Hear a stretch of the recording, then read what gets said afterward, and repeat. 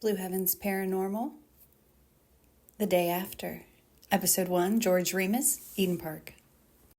Hello, this is Michelle. This is Blue Heavens. Yay, Blue Heavens Paranormal. This is the day after Angie and me went to Eden Park in Cincinnati to channel George Remus, Imogene, and we talked to Henry and Milia. So as channeling full on, I'm still feeling George the day after. This is Sunday, so I'm feeling still his energy around. I fell asleep last night seeing all visuals of him talking, and today he's much calmer and he wants to have those questions that Angie wanted for him, and some questions that Lucaeus had for him as well. So Dave, my boyfriend, is going to be reading these questions in the background. After I get into a trance state, then David's going to ask the questions to George, and George is going to answer these questions in a calm state, while Loki is not allowing him to get up or anything else, because he did get a little volatile yesterday, so he is not allowed to move, but he's much calmer today. So the questions that we didn't ask yesterday, and that, so I'm going to go into a trance state, and then, so I'm going to pause it while I go to the trance state, and then we'll proceed with the questions that Angie and all of us had for George that we didn't ask him yesterday. Okay. Who is Henry to you? Who is Henry?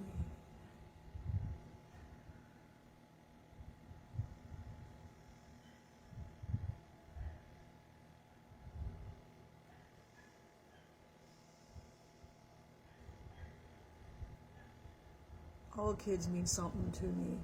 All kids are from heaven.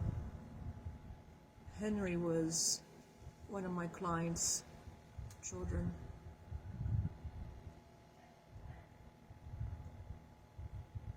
Any organization who took care of each other's families.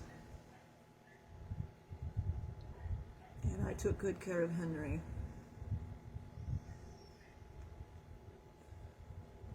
Me and the wife were going somewhere. Henry wanted to go, and he went with us. Henry was told not to go next to the water because he couldn't swim. And Imogene, being irresponsible bitch, didn't keep an eye on him, and when she looked away, he went into the water.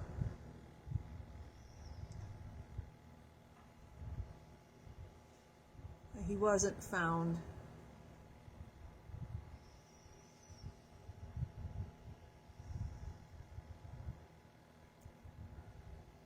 It's heartbreaking to have a responsibility such as I had for this young boy. I took responsibility for this organization. I took responsibility for everybody in my family. And my wife so callously just allowed him to go without paying attention.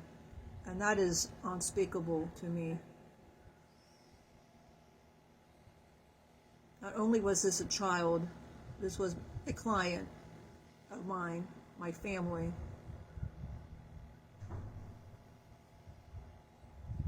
Why did you go to Eden Park after you left this incarnation? Last thing I remember is I was laying down and I was tired, physically exhausted, mentally exhausted. I couldn't do it anymore. My body hurt. I was tired of the memories. I wanted them all to go away, and I just wanted to forget all of it.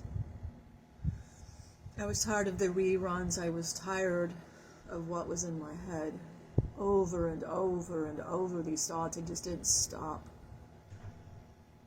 I asked my heart to just stop because I didn't want to feel anymore. I asked my heart to just go, let's stop, let's just go. I didn't know where I was going to go. I knew I probably wasn't going to go to the pearly gates like I was always promised. But anywhere was better than hearing these thoughts that I was constantly having over and over. I just closed my eyes and I woke up. I'm not familiar. I didn't know where I was. And I looked down and here's Henry running around to me. And I was confused because I was not sure why. I just happened to see Henry. I was happy. And then maybe I thought that I didn't know really why I saw Henry. I was trying in my mind being so logical and like trying to scientifically put it together. And then he said, did I want to see Auntie Imogene? And that is when I just saw fire. And I look over and there she is. And I noticed that my speed was fast. I knew my electrical charge was more because I saw her fall. She screamed. Yeah, she screamed.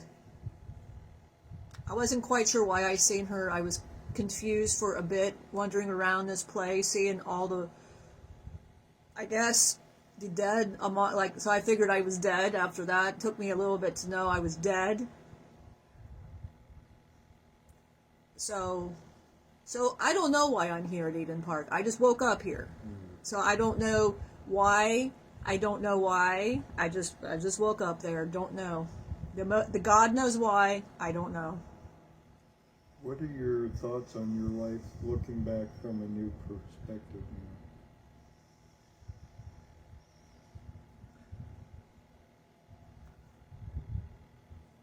now? I had plenty of chances. I had plenty of chances not to follow the path that I did. But you don't understand, in those days, I didn't really have a choice. I wasn't going to let somebody control me. I had to control the situation. You understand? I had to control the situation. See, because if others boss you around, then what life is that? I don't like being bossed around. I'd rather be the aggressor. So what's my perspective now is seeing I played a role. Being here, talking to Lucifer, because I always praised Lucifer because I just thought he was the biggest badass. And I thought, this is why I do what I do. God became an afterthought. But I find Lucifer's very calm and he's not anything like I ever thought he was. And talking to him, my perspective is now that my life was a joke. It was a joke. I played a role, and I did not play it very well, but you see, I had no control. I had to be the aggressor. I had to take control of this shit. If I don't take control, somebody's going to take control over me, and nobody's taking control over me. Is that understood? I had to take control. In all situations, in everything that I did, I had to be in control. Me. So that is why my new perspective, I think now in retrospect, I was just a dumbass who just played a role, and that is what it is. I can't really say too much after that. So I did what I did. It's done is done, What's done is done. What was your religion in life versus what you experienced? My religion. What a joke. What a joke. My family was Catholic. They wanted me to be Catholic. It was all I ever heard. Preached down my throat since I could remember. If I don't do this, if I don't do that, God will call me a sinner, and I'm a sinner. And everything I did, I sinned. Whatever I did, I sinned. If I sat wrong, I sinned. If I shit wrong, I sinned. It was just all the time. So I gave God a run for his money. I thought, if I'm going to sin, I'm going to do it big. So I started practicing my own religion, protecting my own damn self. Because if God was here to protect everybody around here, then he would have stopped me a long time ago. And he didn't seem to stop me, now did he? So there you go. There's what I feel about God and all of that.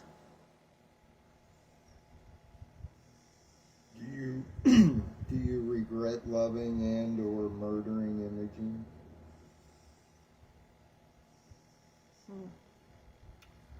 He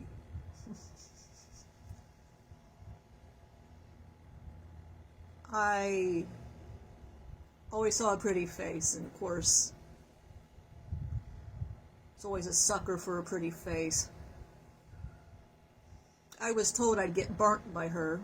God, a lot of people in my family said, you're going to get burnt. The organization, you're going to get burnt by her.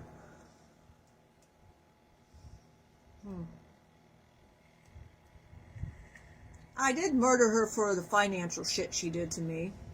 She did a lot of financial shit, sleeping behind my back, of course, when I'm in prison. That's, of course, what, the kind of shit she do, And everybody thinks that's why I fucking murdered her ass, but that's not why. Henry meant a lot to me, and children are golden. They're so innocent, they're so sweet. You protect a child. You do not let a child drown. You do not take your eyes off a child. Stupid bitch couldn't keep her eyes on a child. That's unforgivable to me. That's unfucking forgivable. You do not do shit like that. To me, it's a life for a fucking life. Did I love her? I loved her. I was not in love with her. I loved her. She was a good lay, maybe you want to say that. But as for anything else, I loved her up until the day I put my hands around her, shot her. Do I regret doing that now? In retrospect, probably not the smartest. I blacked out. But the way I see it, life for a life. She didn't want to watch a child. Well then, to me, she knew exactly what she's fucking doing. And I had no thoughts about that at all. I love any child. My child, or the family's child. Any child is golden to me. They're precious. In my eye, you do not hurt a child. Period. You do, that's unforgivable. That's a sin. That's a sin. And you will not walk away from that. Would I have killed her for financial reasons? No. You know how many times somebody fucked me over on money? All the time. I got fucked over on money constantly. No. Life for a life. I don't regret what I did. To me, she deserved it. Maybe later I don't know, but right now, to me, she deserved what she got. Any advice for people in violent relationships on either side? I can't speak for a woman. Speaking on me, everybody just thinks I smacked her. Everybody thinks that I was the abusive person and everything. They thought, this man's fucking abusive, and she could do her own shit just as much as I could carry on my own shit. I would tell her when I got in that nude, walk the hell away from me. Get the fuck away from me, because it won't be good for you. I would tell her, get the fuck away from me. Constantly. And she'd come at me. So I'd pop her once until she'd stay the fuck down. It's not, you don't do that. I told her and I warned her, so what's my advice? I would say on behalf of a man, I can't speak for the woman, but I can speak for a man. If you're going to come at a man in full aggression, you need to walk away, because typically he will tell you to walk away. I told her to get away from me all the time. She knew my temper. She knew when she married me that I had a fucking temper. She knew. So my advice, if you know your man has a temper, ladies out there, I think I would turn back around and go and find another man that won't smack you, because that's what happens. I told her. She knew what I did. She knew I killed. She killed a child. You saw, you saw that yesterday. Did you not hear yesterday's thing? She took responsibility for it.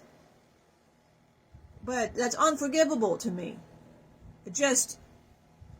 So my advice would be, just if you know that he has explosive temper, then as a lady, get your ass out of there, because that would be my advice. I told her all the time to get away from me.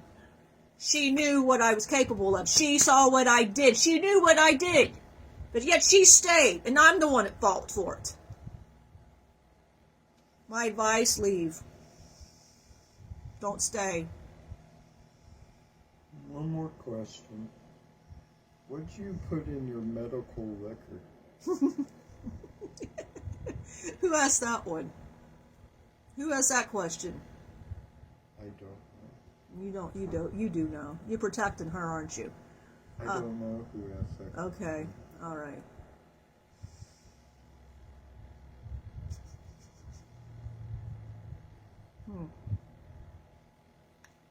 Let's just say my own little mixture of happy. If you weren't going to talk, I was going to make you talk. It was my own little secret recipe. Truth serum. I'll leave it at that. I'll leave it at that. Only because that's my secret. I'm not going to delve my secrets. But if you weren't going to talk, I was going to make you talk. I was going to make you talk. It wasn't pleasant effects. So, that secret goes to the grave with me. Sorry. That will not be divulged. Is that all? That's it. Okay. I would say that it was a pleasure being here, but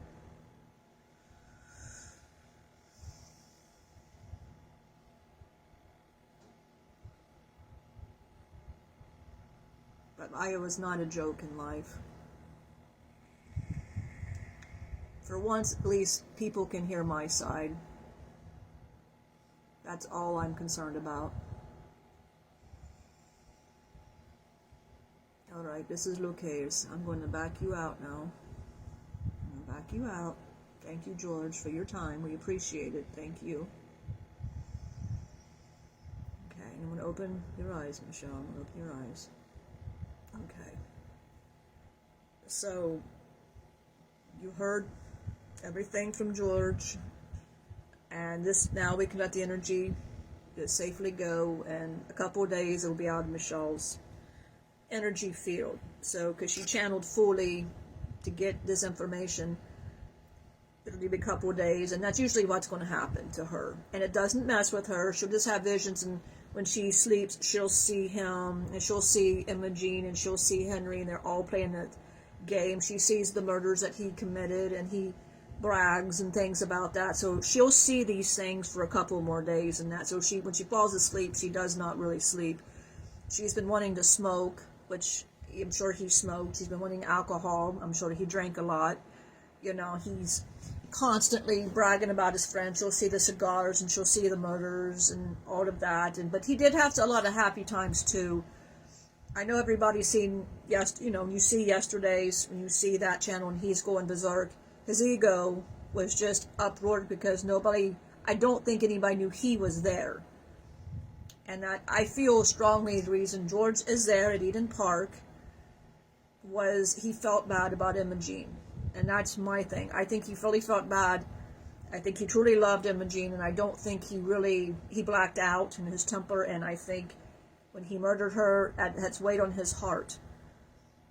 So I feel the answers that you receive from him is just as, front. But we talked to him here, and it's not the same George. I get a little bit more of a calm demeanor from him. And being that he is my aspect in that, and he is more calm, and Lucifer was nothing like he thought. And he has a different perspective, especially when he saw all of this yesterday.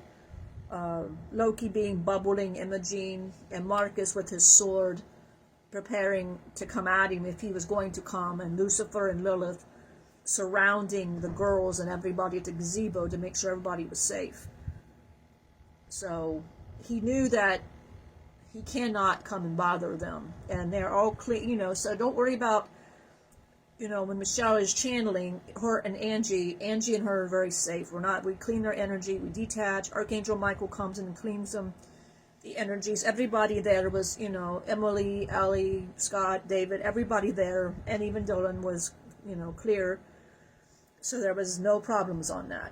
So I we're honored to give you this bit of information the day after, and we would like to do this as we keep going to different locations.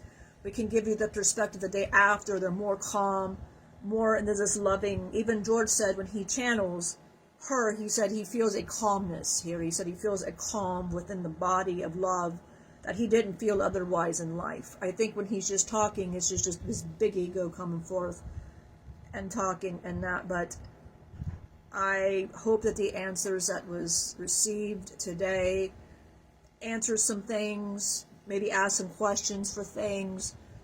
And as far as I know, George is still there wandering around Eden Park because Imogene and Henry are not there. So he's there still wandering around. So everybody, I hope everybody has a wonderful, wonderful day, night, wherever you are, and many, many blessings. Be kind, be brave, be hopeful, be helpful, be love. Know you were unconditionally loved by the creator of the universe. Thanks for watching this video. If you liked it, give us a like or a follow, and check us out at Blue Heavens 3 on our social media platforms or at blueheavens.net.